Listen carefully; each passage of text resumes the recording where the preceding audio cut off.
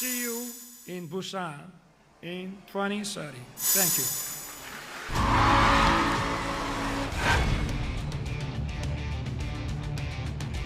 Let me wear this before I finish. Thank you so much. 요즘 뭐 한국에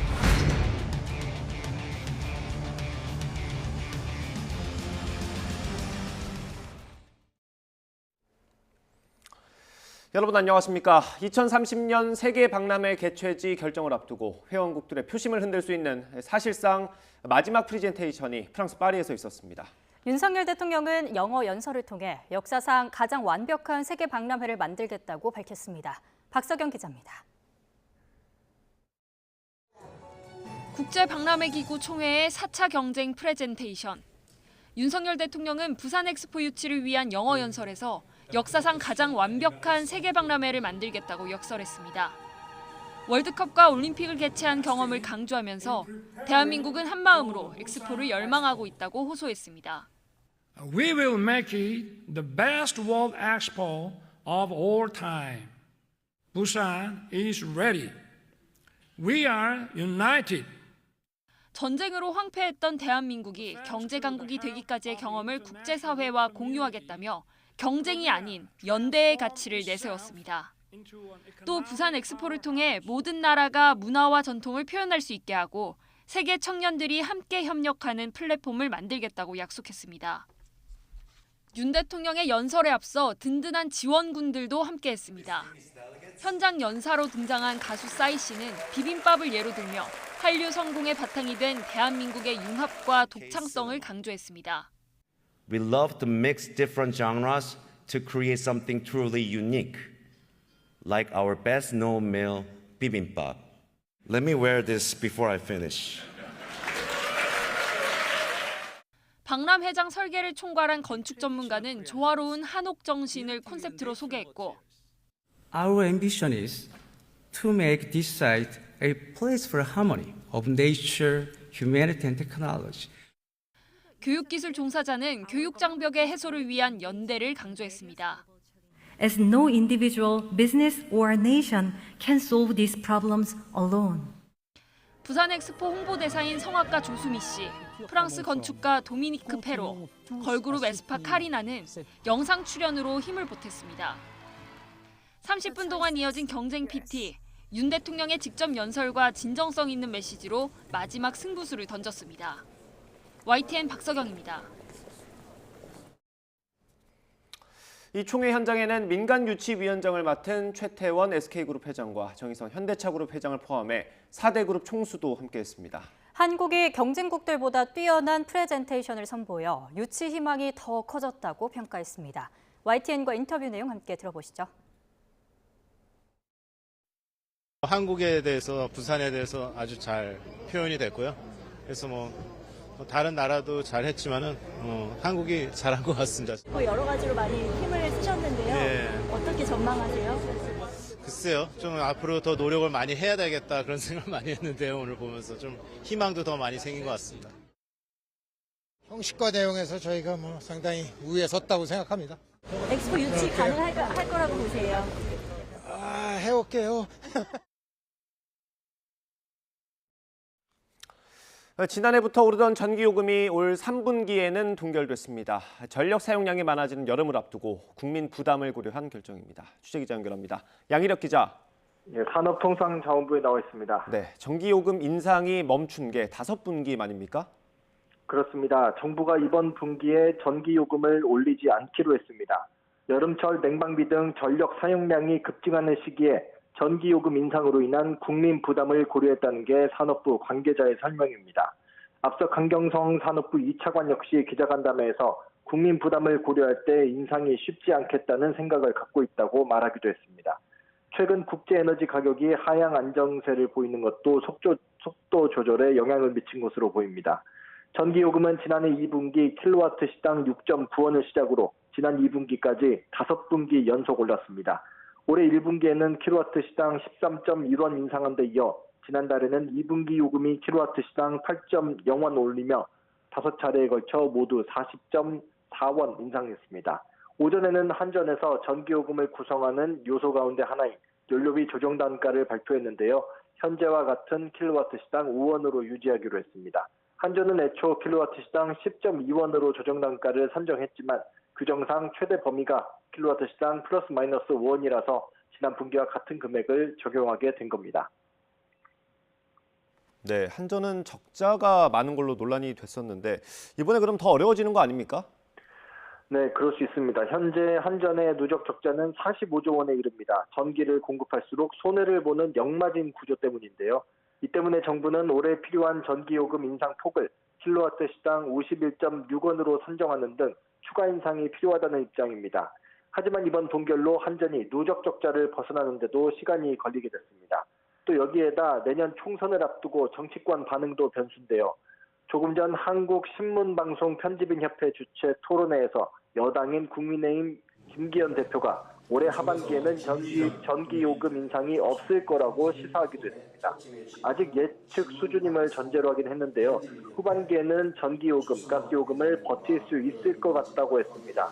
일부 인상을 발표하면서 한전이 버틸 수 있는 체력을 만들었고 다행스럽게도 에너지 가격이 하향 안정 추세를 유지하고 있다는 걸 근거로 들었습니다. 지금까지 산업통상자원부에서 YTN 양희덕입니다.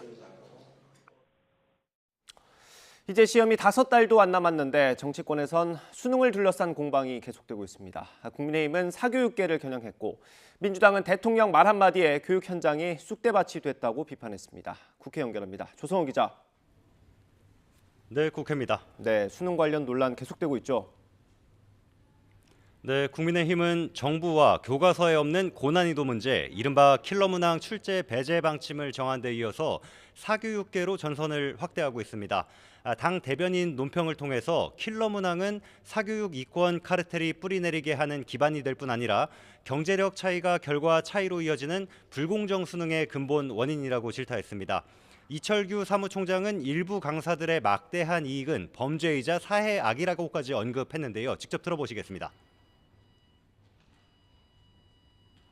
수능 시험을 중심으로 한 교육계 이권 카르텔이 존재하는지 한번 지켜보시죠. 불특정 다수에게 피해를 주면서 그 피해를 바탕으로 해서 자신의 이익을 취하는 것은 이건 초과 이윤을 취하는 것은 이거는 범죄입니다.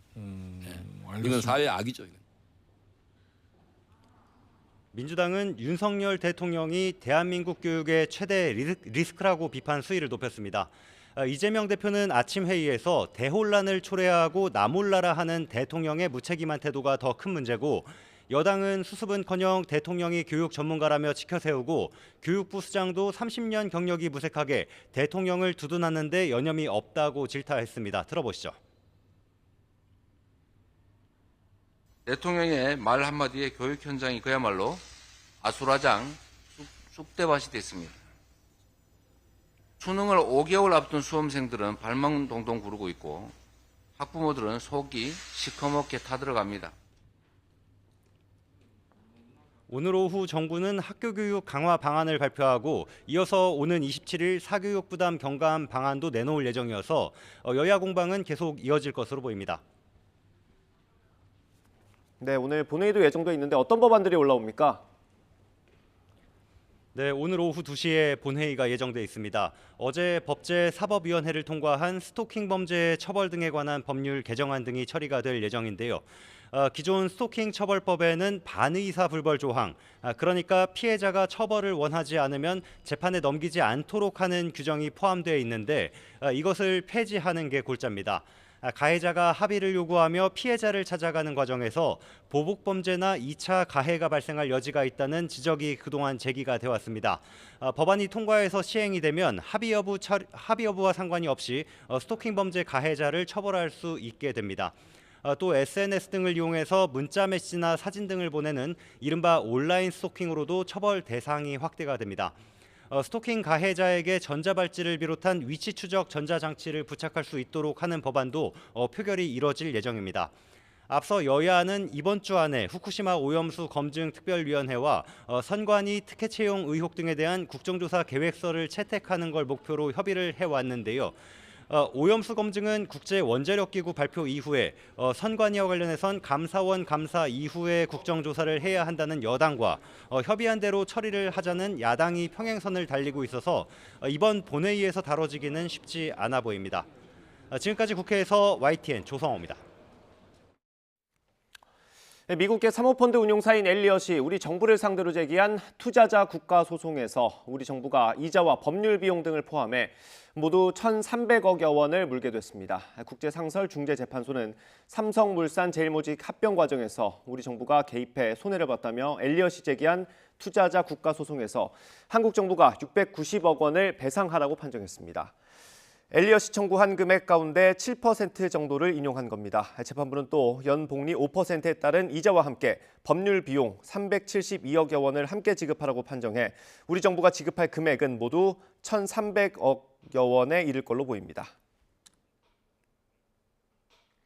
이에 대해 엘리엇 매니지먼트 측은 환영하며 대한민국 정부는 배상 명령을 이행하라고 촉구했습니다.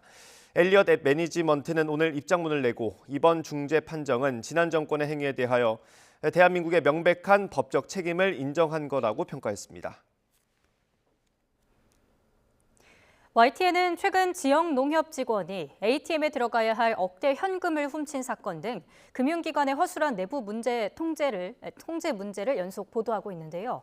이번엔 다른 지역 농협 직원이 회사 돈 2억여 원을 빼돌려 온라인 스포츠 도박으로 탕진한 걸로 드러났습니다. 왜 이런 횡령 사건이 끊이지 않는 걸까요? 황보혜경 기자가 단독 보도합니다. 서울에 있는 한 지역 농협 직원이 현금 인출기에서 1억 원 넘게 훔쳤다가 뒤늦게 적발됐습니다. 최근 YTN이 단독 보도한 서울 구로구 지역 농협 직원 횡령 사건. 비슷한 시기 서울 금천구에 있는 다른 지역 농협 지점에서도 직원이 회사 돈을 빼돌린 사실이 드러났습니다. 출납 업무를 맡아오던 30대 남성 A씨가 지점이 보유한 현금 가운데 2억 3천여만 원을 횡령한 겁니다.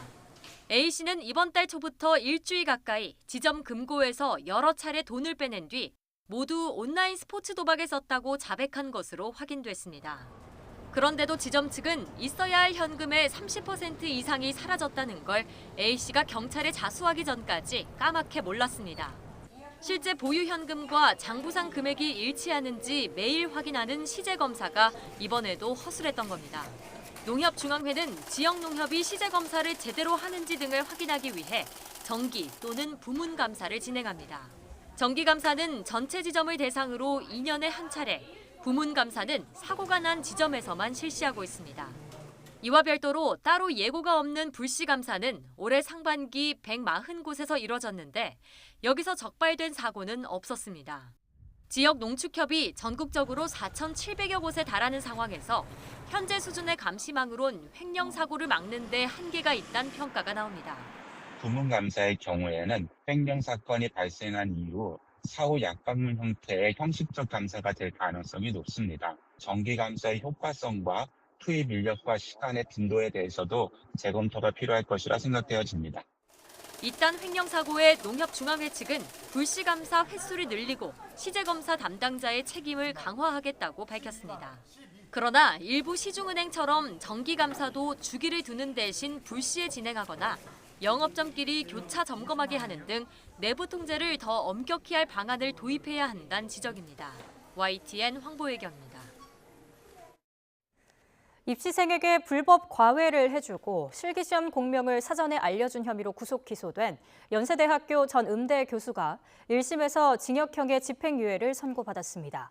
서울 서부지방법원은 오늘 학원법 위반과 업무 방해 혐의를 받는 한모 전 교수에게 1심에서 징역 10개월에 집행유예 2년을 선고했습니다. 또 한 전 교수에게 입시곡을 받아 유출한 혐의를 받는 입시생 김모 씨에겐 징역 8개월에 집행유예 2년을, 이들의 불법 과외를 알선한 혐의를 받는 입시학원 원장과 울산대학교 전 교수에겐 벌금 500만 원을 각각 선고했습니다. 오늘 아침 8시 반쯤 경기도 수원시 장안구에 있는 사찰 정회사에서 불이 났습니다. 이 불로 사찰에 있던 한 명이 연기를 들이마셔 병원으로 이송됐고 3층짜리 건물이 대부분 타버렸습니다. 불당에 불이 났다는 신고를 받고 출동한 소방당국은 소방차 20여 대와 소방관 60여 명을 투입해 진화에 나섰습니다. 비행기에서 누가 갑자기 문을 열면 어쩌나, 이제 이런 걱정을 해야 하나 싶습니다. 세부에서 인천으로 오는 비행기에서 난동을 부린 남성이 구속됐습니다. 화면으로 보겠습니다. 네, 이번엔 10대 남성이었습니다. 그제 새벽 필리핀 세부를 출발해 인천으로 오는 비행기에서 난동을 부렸습니다. 180명이 넘게 탄 비행기가 한창 하늘을 날고 있을 때 벌어진 일입니다. 비상구 쪽에 자리했던 이 남성은 가슴이 답답하다고 호소했고 승무원은 이 남성을 잘 보이는 앞쪽 좌석으로 옮겼습니다. 돌발 상황에 대비하기 위한 격리 차원이었습니다. 그런데 이후에는 더 과격해졌습니다. 비행기 앞쪽에 탑승구로 다가가려는 시도가 수차례 반복됐고 난동으로 이어졌습니다. 결국 비행기 내에서 결박된 상태로 구금됐습니다.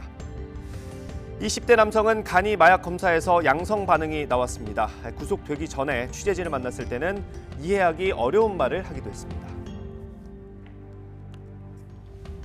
비행기 문은 왜 열려고 그러셨어요?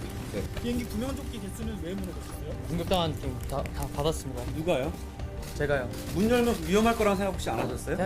대한민국 권력층에게 공격받는다는 느낌을 받았습니다.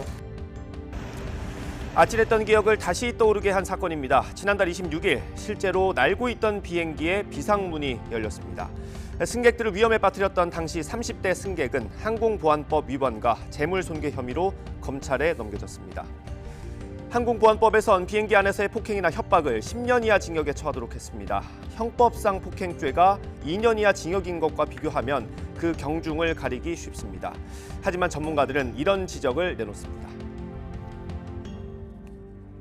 10년 이하면 위에 최고 상한이 10년이에요. 최하는 1개월밖에 안 되는 거예요. 그러니까 몇 년 이하라는 거는 최저 형량이 1개월밖에 안 되기 때문에 제가 아까 말씀 올렸다시피 정말 문이 열리면 183명의 생명은 누구도 담보할 수 없는 상황입니다. 비상구 쪽의 좌석은 팔지 않겠다는 대책이 나오긴 했지만 이걸로는 안전을 담보하기 어렵다는 목소리가 여전합니다. 비행 중에는 작고 사소한 것도 대형 참사로 번질 수 있는 만큼 종합적인 대책이 필요해 보입니다. 그동안 고전을 면치 못하던 수출이 하반기에는 개선될 거란 전망이 나왔습니다. 수출 기업들을 상대로 경기 전망을 조사한 결과인데요. 특히 반도체 불황이 끝나가는 조짐이 나타나고 있습니다. 보도에 박홍구 기자입니다. 우리나라 수출은 지난해 10월부터 전년 동기 대비 감소 추세를 이어오고 있습니다. 8개월 연속 마이너스 행진인데 최대 수출 품목인 반도체를 비롯해 선박과 전자제품, 철강 등 주요 품목들이 글로벌 경기 둔화에 영향을 받았습니다. 하지만 3분기부터는 수출 여건이 개선될 것이란 전망이 나왔습니다. 무역협회가 지난해 수출 실적 50만 달러 이상 기업 1000여 곳을 상대로 3분기 수출 여건을 조사한 결과 수출 경기 전망 지수가 108.7로 집계됐습니다. 지수가 100을 넘으면 전분기보다 수출 여건이 나아진다는 의미인데 지난해 1분기 이후 6개 분기 만에 처음으로 100을 넘은 것입니다. 특히 반도체는 128.5로 전분기의 52와 비교해 크게 개선됐고 수출 증가를 예상할 수 있는 상담과 계약은 더 큰 폭으로 좋아졌습니다. IT기기 소비가 늘면서 반도체 수요가 회복되고 메모리 가격 하락세가 진정될 가능성이 그만큼 커진 것입니다. 가격이 많이 회복이 될 걸로 예상을 하고 있고 휴대폰 부문도 굉장히 같이 좀 부진했었는데 IT 쪽이 그 3분기를 기점으로 좀 되게 회복세에 접어들 거라고 이렇게 예상을 많이 하고 계시더라고요.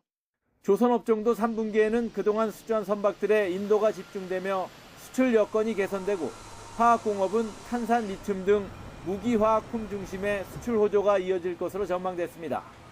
하지만 전기 전자 분야는 중국 수입 수요 감소와 물류비 등의 영향으로 수출 여건이 계속 악화할 것으로 보입니다.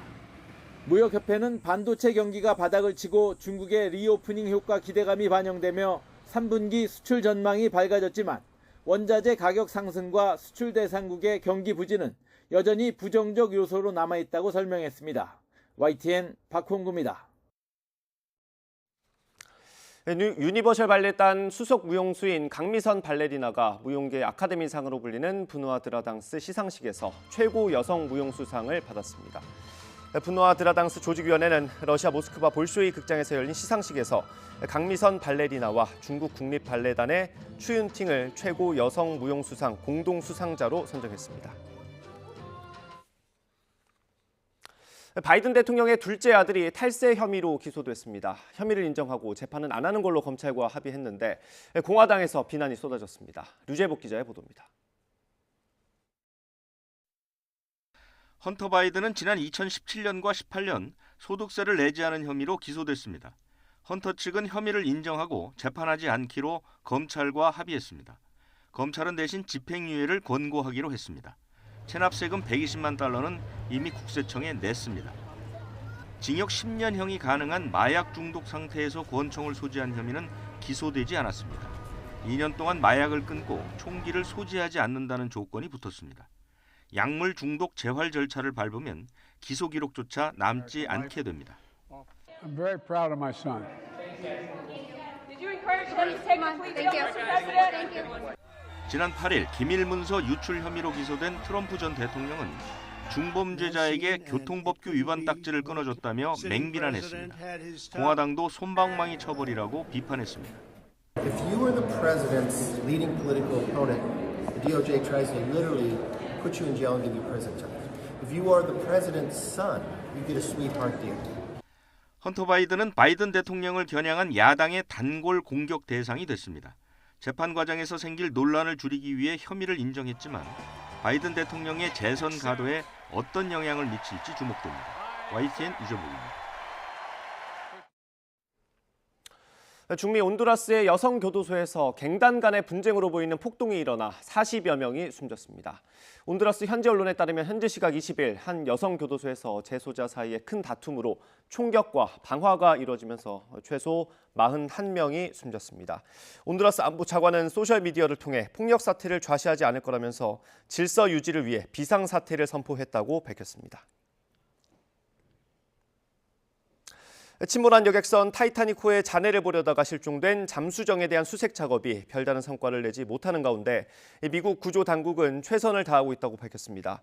미국 해안경비대는 실종자들을 구조하기 위해 10,000평방마일을 수색했다며 미국 해군과 캐나다 해군, 민간 업체 등이 투입돼 가용자원을 총동원해 잠수정을 찾고 있다고 밝혔습니다.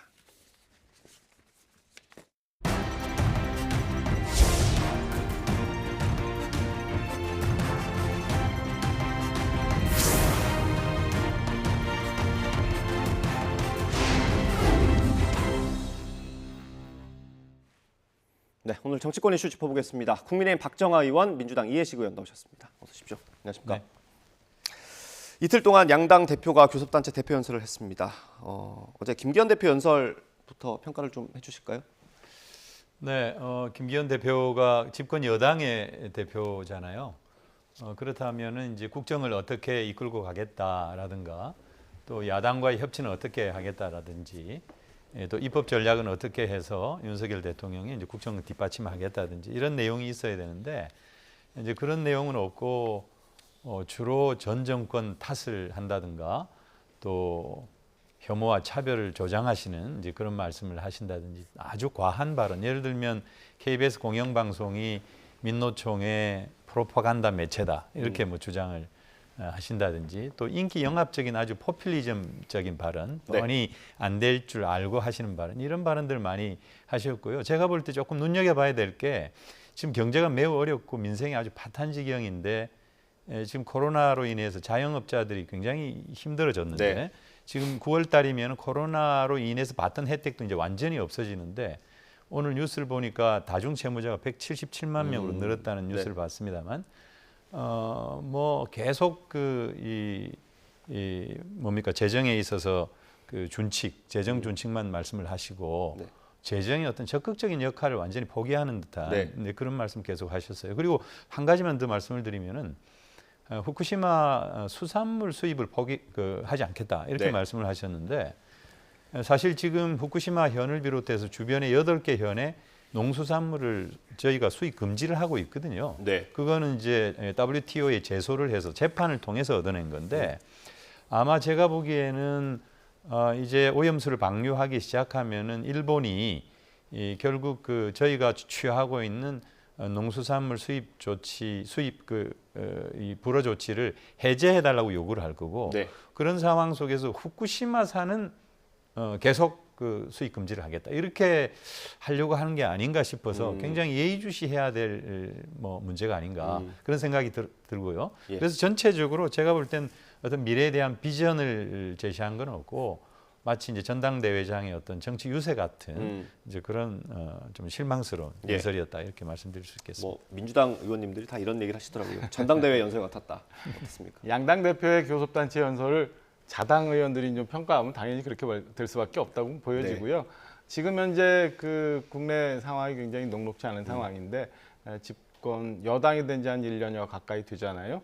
현재 상황에서 필요한 얘기들을 저는 진솔하게 잘 말씀을 주셨고 그동안 지난 정권에서 왜곡되어 오고 그다음에 정상적이지 않았던 부분들을 좀 짚으면서 우리가 고쳐나가야 될 대목들을 뭐 곰곰이 다 말씀을 하셨다라고 생각을 합니다. 저는 뭐 야당에서 민주당에서 우리 김기현 대표의 연설을 듣고 뭐 협치 내지는 비전 이런 얘기를 하시는데 그게 이제 대정부 지금 교섭단체 연설을 하는 현장에서의 본회의장을 보면 그게 이루어질 수 없는 부분이 왜인가를 알 수 있을 거라고 봐요. 그래서 저는 오히려 그 두 당의 대표께서 교섭단체 연설을 했던 내용보다는 본회의장에서 각 당의 의원들이 어떻게 반응했냐를 보면 저는 지금의 국회가 왜 저렇게 교착되어 있는지를 알 수 있을 것 같아요. 너무 그러니까 자기 생각에만 빠져 있어서 어제도 보면은 김기현 대표 연설하는 내내 뭐 제2모 최고위원이라든가 제2모 최고위원이요? 뭐 다 아실 것 같아요. 정모 최고위원 말씀하시는 정모 최고위원, 그다음에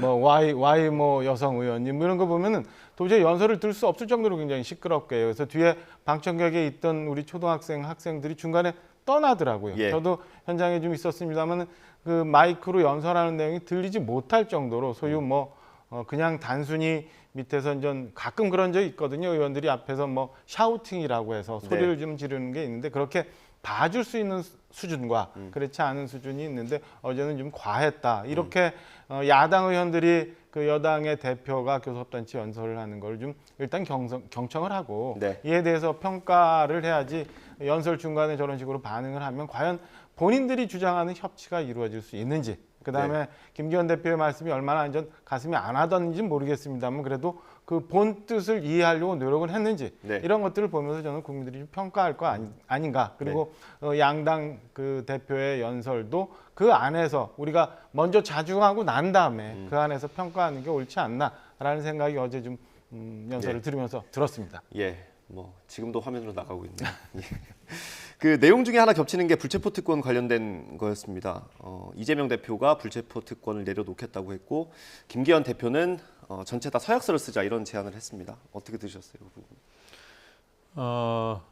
뭐 이재명 대표가 불체포 권리를 포기하겠다라고 하는 것은 그야말로 이런 방탄 프레임을 깨는 굉장히 그 중요한 선언이었다고 생각을 하고요.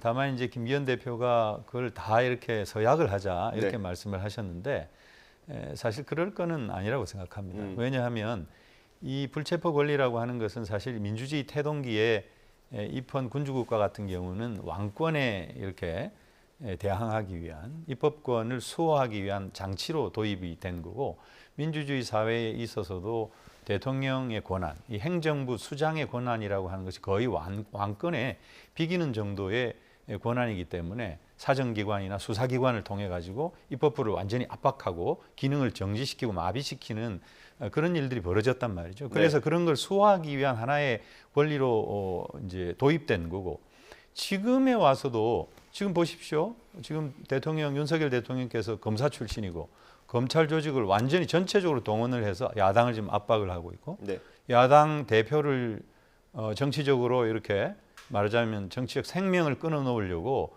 계속 뭐 300번 넘는 압수수색을 한다든지 아주 과한 수사가 지속되고 있단 말이에요. 이런 상황에서 이 불체포 권리 자체를 포기할 거냐, 그야말로 개헌을 통해 가지고 이 권리 자체를 아예 없앨 거냐라고 하는 것은 이제 별개의 문제다.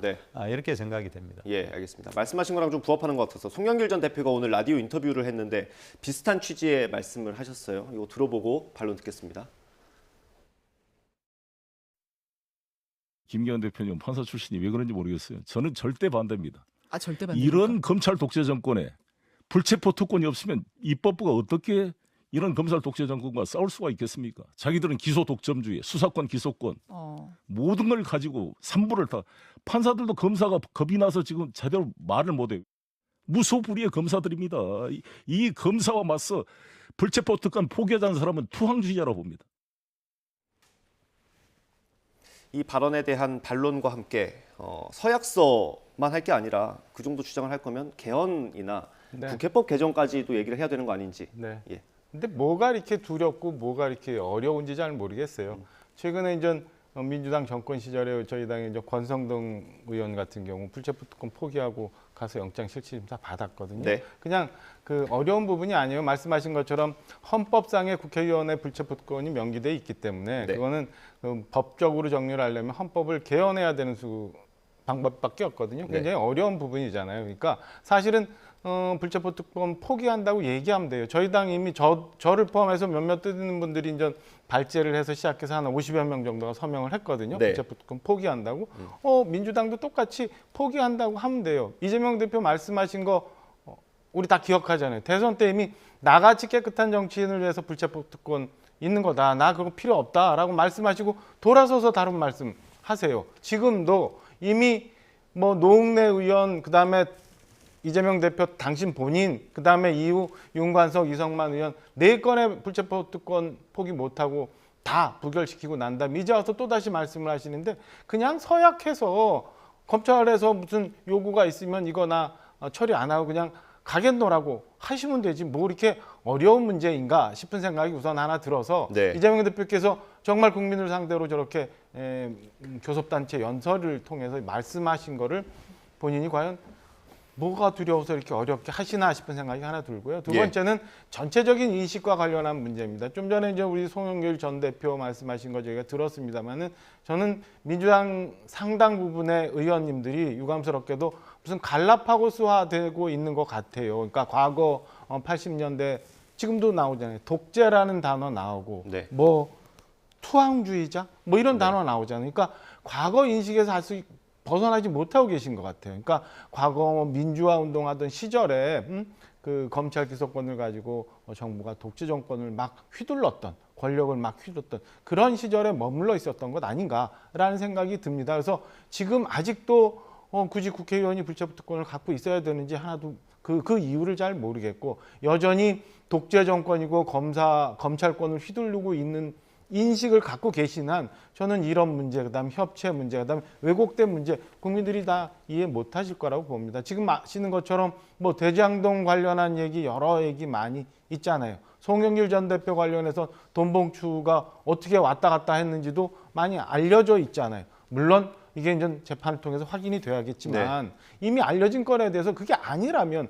검찰 가서 소명을 하시면 되지. 송영길 전 대표 말씀하시는 것처럼 뭐 부르지도 않았는데 검찰 가서 나 조사해달라고 말씀하시고 그런 그냥 퍼포먼스나 하고 이재명 대표도 한번 보세요. 검찰 10번 아니라 100번도 간다고 하시지만 사실은 그때 시간도 정해놓고 나 5시에 나간다고 하고 2장짜리 갖다 놓고 난 다음에 묵비권 행사하셨다는 거 아니에요. 이래서 어떻게 불체포 특권에 대해서 뒤에 또 숨으려 하는지 저는 도저히 납득하기가 어려운 부분이라 그냥 몸으로 실천으로 보여주시면 국민들이 이해하실 텐데 지금까지 상황으로 보면은 국민들이 과연 얼마나 저 진정성을 들어주실까 의심스러운 부분이라고 생각합니다. 예.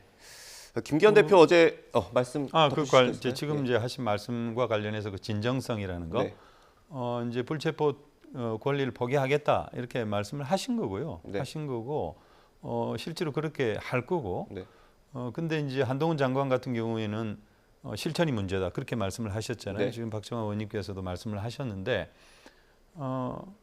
어떻게 보면 이제 추가로 체포영장을 청구하겠다라고 하는 뜻이잖아요. 장관이 개별 사건에 대해서 지휘를 할 수가 없는데 그런 방식으로 말씀하시는 게 과연 적절했는가 의문을 제기하지 않을 수가 없죠. 제가 볼 때는 장관으로서 그런 문제에 대해서 답을 하는 것은 좀 적절치 않다. 이렇게 답했어야 되지 않나 이런 생각이 들고요. 전체적으로 헌법상의 이런 권리를 우리가 개헌을 통해서 드러낼 거냐.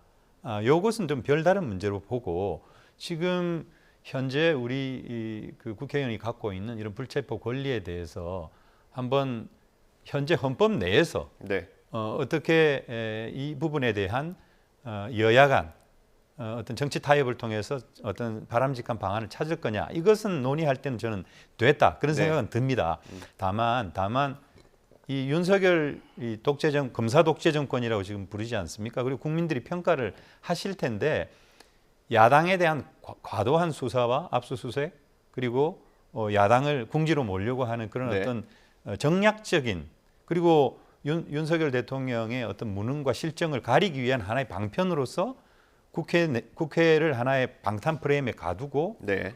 그리고 이것은 뭐 국민의힘이나 다른 외부 여권 세력의 그런 공격뿐만 아니라 우리 당 내에도 어떤 면에서는 부하 내동한다 그럴까요? 네. 일부 어떤 프레임을 더 이렇게 강화하려고 하시는 분들도 있기 때문에 네. 그런 프레임을 깨기 위한 하나의 어떤 전략적 수단으로서 불체포 권리를 내려놓겠다 네. 이렇게 얘기를 한 거고 네. 이재명 대표가 이미 뭐 자치단체장 시절 때 얘기하고 공약했던 불체포 권리를 내려놓겠다라고 하는 것은 우리 박정화 의원님께서 말씀하신 어떤 순수한 의미에서 네. 과연 이 민주주의가 상권 분립이 정확하게 지켜지고 그리고 또 제대로 작동하고 있는 사회라면 당연히 그런 권리는 필요 없죠. 네. 쉽게 보면은 저는 좀 지금 국회 열려 있잖아요. 오늘도 이제 본회의 오후에 있을 텐데 6월 30일까지 국회가 열려 있어요. 네. 7월 국회 어떻게 할 건가, 8월 국회 어떻게 할 건가 보면 저는 그 민주당의 이 진정성을 느낄 알 수 있을 거라고 봐요. 국민의힘 요구대로 하겠다는 거 아닙니까? 그러니까 지금 어제 원내대변인 말씀을 보면 7월 말부터 8월 초까지 뭐 이렇게 비워둔다 얘기하는데 그거 말고 통상 보면 뭐 홀수다라는 국회를 좀 열지 않고 지역구 활동을 좀 하게끔 하고 지금은 거의 상시국회 아닙니까? 제가 6월 1일 거의 작년 상시국회죠. 6월 1일 네. 보궐선거를 통해서 국회 들어왔는데요. 네. 1월 1일도 3월 1일도 국회가 열려 있었어요. 하루도 문이 안 열린 적이 없었어요. 그러니까 7월 1일부터 당장 민주당이 우리 국회를 지금 어떻게 할 건가 보면은 저는 이재명 대표가 말씀하신 그 건의 실천성이 하나씩 확인될 수 있다고 봅니다. 그래서 우리 당의 입장은 국민의힘 요구대로 하겠다는 겁니다. 예. 네. 요구안을 내주시면 되겠네요. 네, 맞습니다. 알겠습니다. 뭐 국회를 여는지 안 여는지 또 열린다면 체포동의안이 왔을 때 표결을 어떻게 하는지 그것까지 지켜보면 될 것 같습니다. 그렇죠.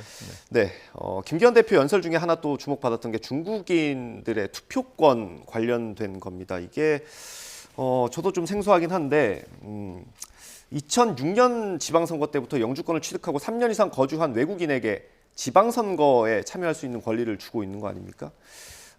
이거를 지금 김기현 대표는 우리나라 사람들이 다른 나라에서 그런 혜택을 받지 못하면 그 나라 사람들도 우리나라에서 그런 혜택을 주면 안 된다라는 취지로 얘기를 했더라고요. 그거 어떻게 보셨어요? 저는 이제 전형적인 중국 때리기다 그렇게 봅니다. 중국 때리기를 통해서 혐중 정서가 사실 있죠. 특히 젊은 분들의 혐중 정서가 아주 강한데 거기에 편승해서 국민의힘 지지도를 높이려고 하는 하나의 책략 아니냐 이런 생각이 우선 들고요.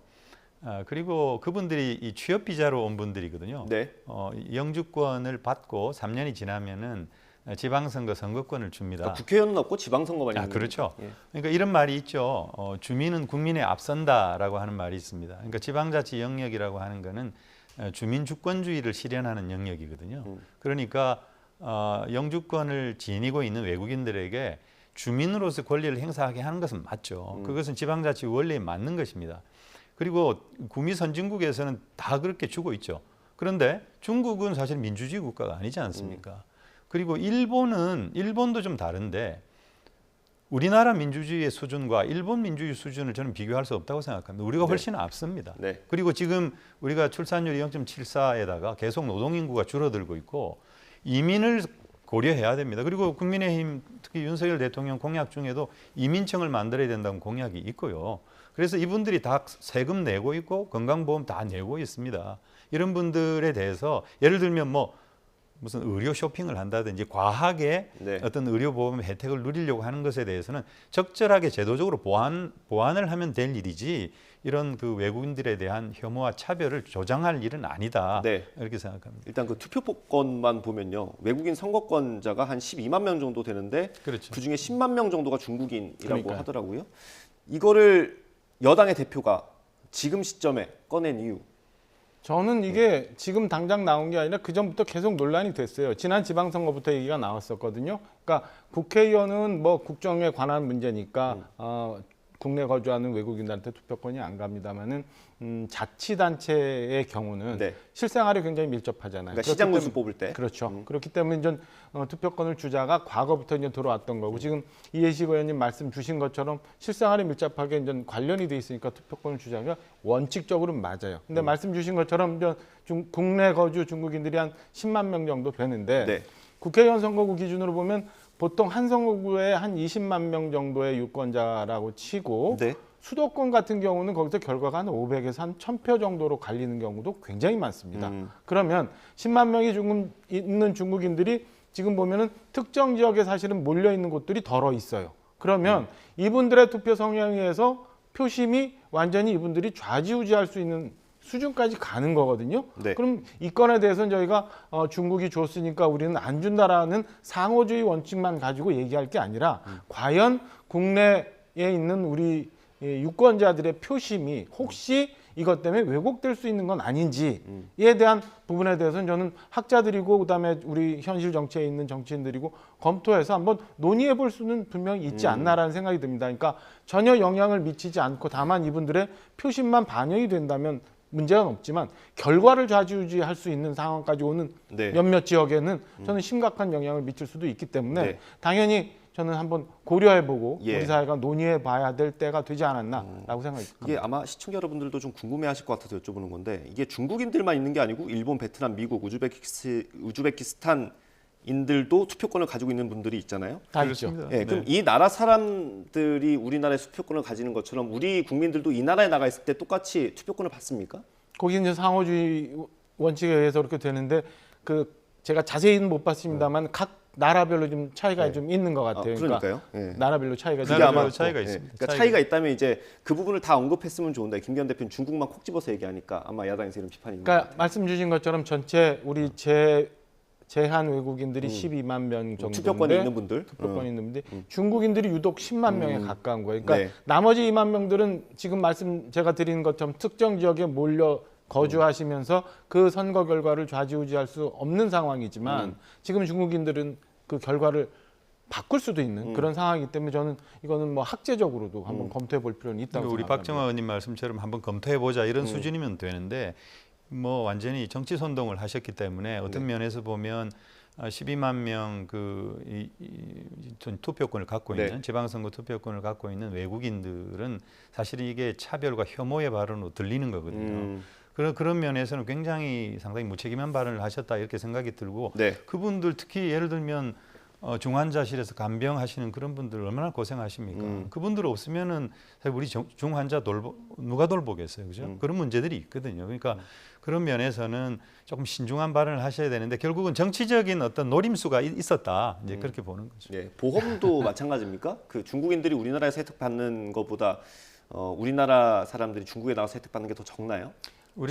제가 알고 있기로는 우리가 이제 중국에 가서 근무하시는 분들이 본인만 혜택이 되는 것 같아요. 가족도 직계 가족도 안 되는 그것도 좀 상황이고 균형이 맞진 않는 측면도 있고. 근데 중국인들이 여기 왔을 경우는 처갓집까지도 장인 장모까지도 다 혜택을 받을 수 있는 그런 상황으로 되고 있는 걸로 알고 있어요. 그래서 최근 3년간 건강보험 누적 적자가 중국인들로 인해서 생긴 누적 적자가 한 1,300억이 넘는 그런 상황으로 되고 있죠. 그러니까 건강보험에 관한 한 문제는 중국과 우리가 굉장히 비대칭적인 것은 맞는 것 같습니다. 이것도 논의해 볼 필요는 있습니까? 이 부분? 뭐 제가 생각해도 근데 이제 우리 보험제도 건강보험제도가 세계 최고잖아요. 경쟁력이거든요. 제가 볼 때는 우리가 예를 들어서 이민을 받아들인다든지 이민청을 설치한다든지 할 때는 이거 자체가 하나의 대한민국의 경쟁력입니다.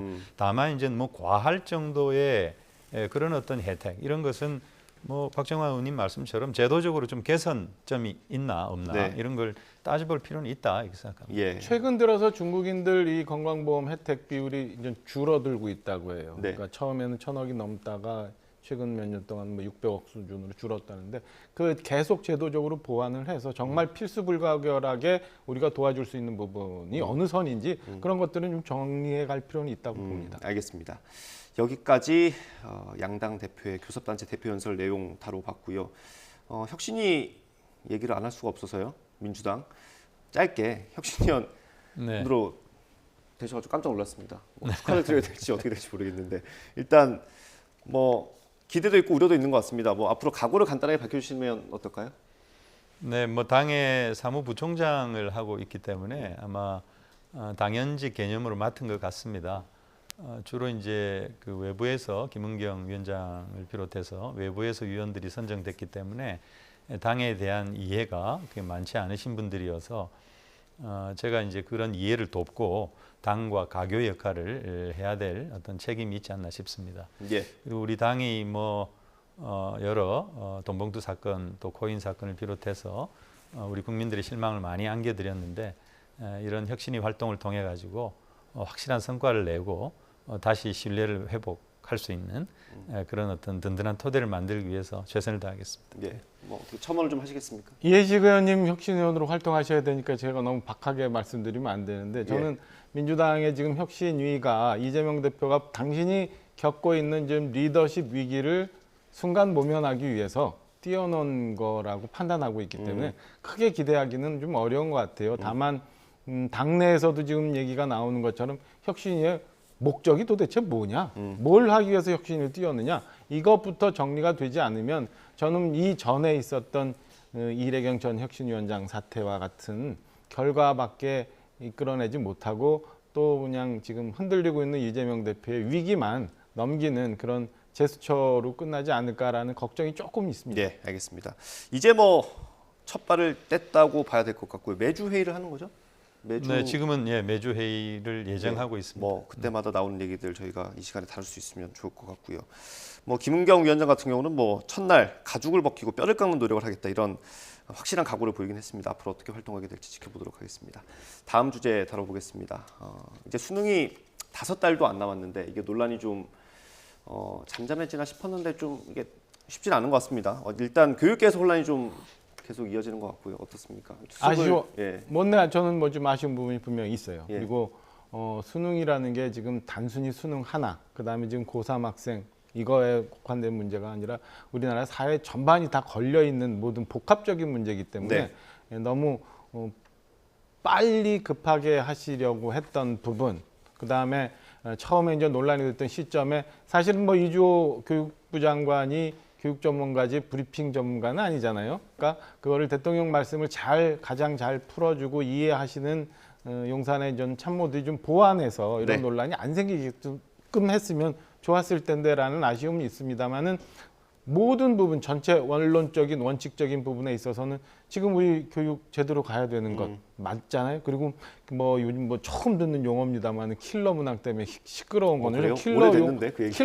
제가 우리 애가 일찍 끝나서 그러면 킬러 문항이라는 것도 저도 이제 처음 들었어요. 그럴 정도로 지금 사실은 사교육이 심각한 문제이고 오랫동안 그다음에 그 근원을 들어가면은 공교육이 제자리를 못 잡아서 그런 부분이잖아요. 그러니까 이런 거에 대해서 전반적으로 우리 사회가 고민해서 가장 좋은 방법을 만들어내야 된다는 원칙에는 동의한다면 좀 지금처럼 이렇게 막 그 뭐 대통령 말씀이 잘못됐다 아니면 또 대치동 일부에서 뭐가 어떻게 된다 아니면 뭐 이런 논란은 우리 사회가 스스로 좀 자제해야지 아이들한테 더 이상의 혼란을 안 주지 않을까 이런 생각입니다. 그래서 차분하게 접근을 했으면 좋겠다는 바람이 있습니다. 네, 일단 민주당에서도 방향에는 공감하는 거 아니겠습니까?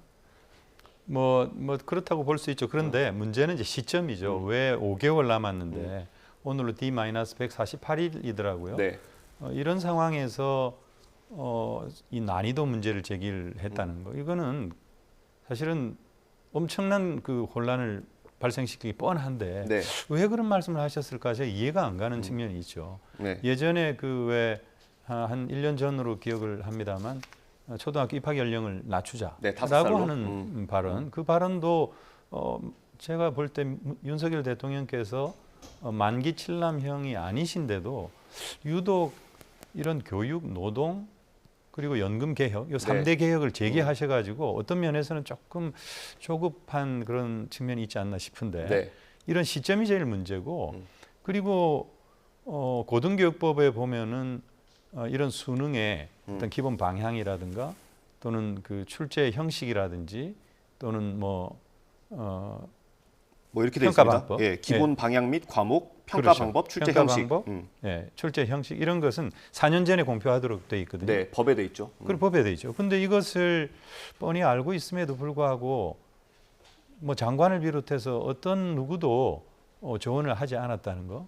그리고 그래서 이런 혼란을 자초했다라고 하는 것이 사실 좀 불가사의합니다. 제가 네. 볼 때는. 그리고 이제 문제는 또 교육과정평가원 원장이 그만뒀잖아요. 예.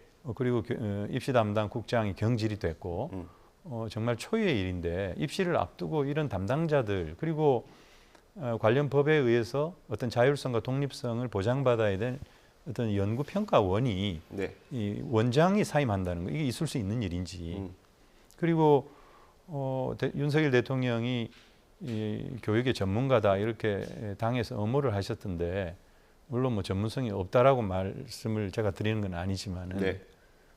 지금 보면 뭐 그런 엄호하는 말씀들 때문에 뭐 조롱성 얘기들이 많이 나오고 있단 말이에요.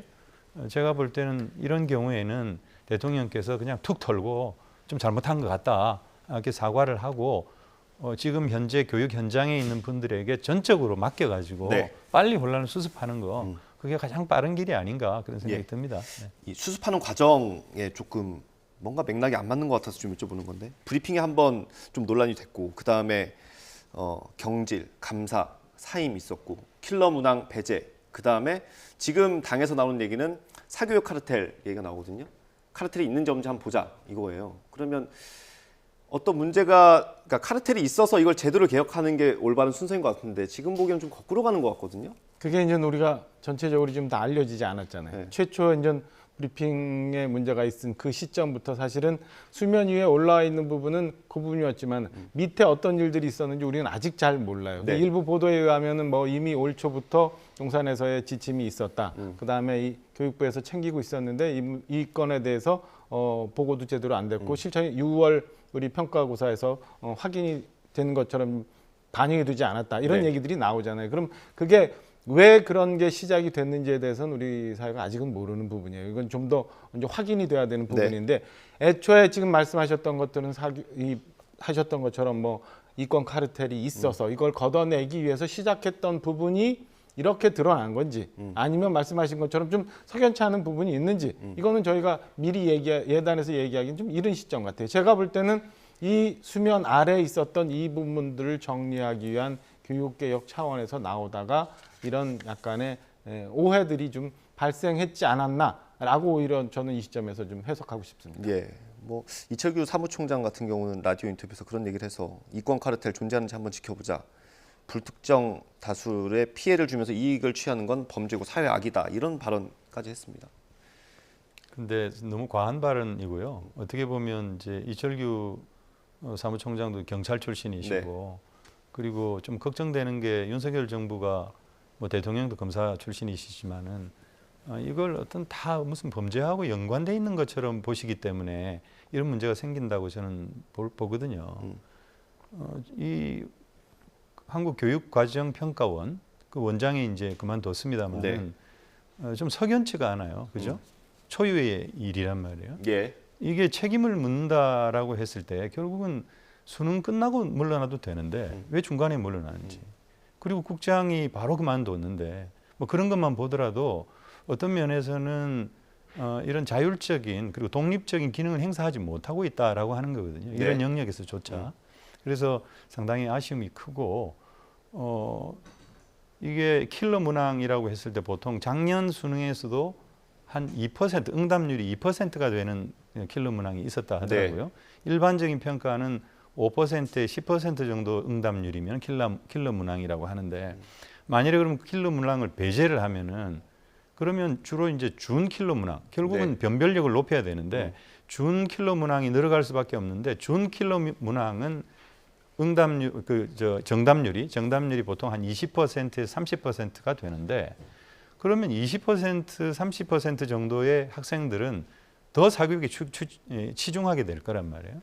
킬러 문항이 이렇게 정답률이 아주 얼마 안 되는 그런 킬러 문항일 때와 이 준 킬러 문항이 더 많아질 때와 어떤 면에서는 어떤 경우가 사교육이 더 늘어나느냐 이거 좀 면밀히 봐야 되거든요.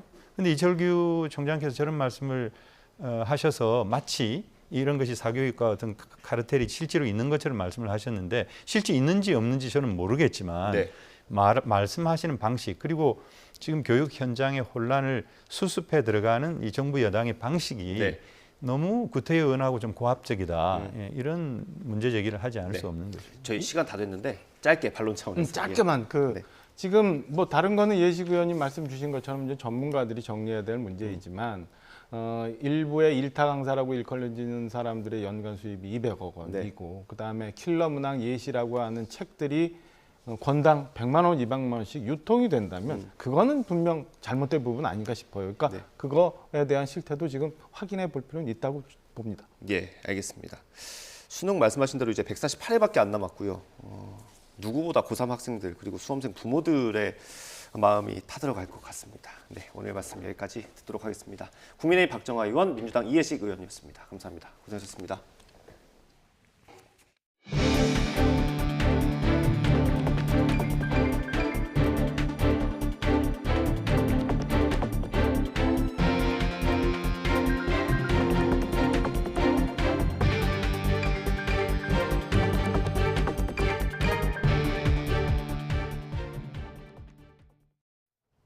여름의 네 번째 절기 하지인 오늘까지는 더위가 주춤하겠습니다. 비는 차차 그치겠지만 하늘빛이 흐린 탓에 기온이 크게 오르지 못하겠는데요. 오늘 서울의 한낮 기온은 26도로 예년 기온을 2도가량 밑돌겠습니다. 현재 레이더 화면을 보시면 강한 비구름은 모두 빠져나가고 곳곳에 산발적인 비구름만 남아 있습니다. 앞으로 강한 비가 더 내리지는 않겠고요. 곳곳에 약한 비만 이어지다 오후에는 모두 그치겠습니다. 오늘 낮 기온은 어제와 비슷하거나 조금 더 낮겠습니다. 서울 한낮 기온 26도, 대전 27도, 광주도 26도, 대구는 29도가 예상됩니다. 내일부터는 기온이 다시 오름세를 보이겠고요. 내일은 중부와 경북 북부 내륙에 5에서 40mm의 소나기가 지나겠습니다.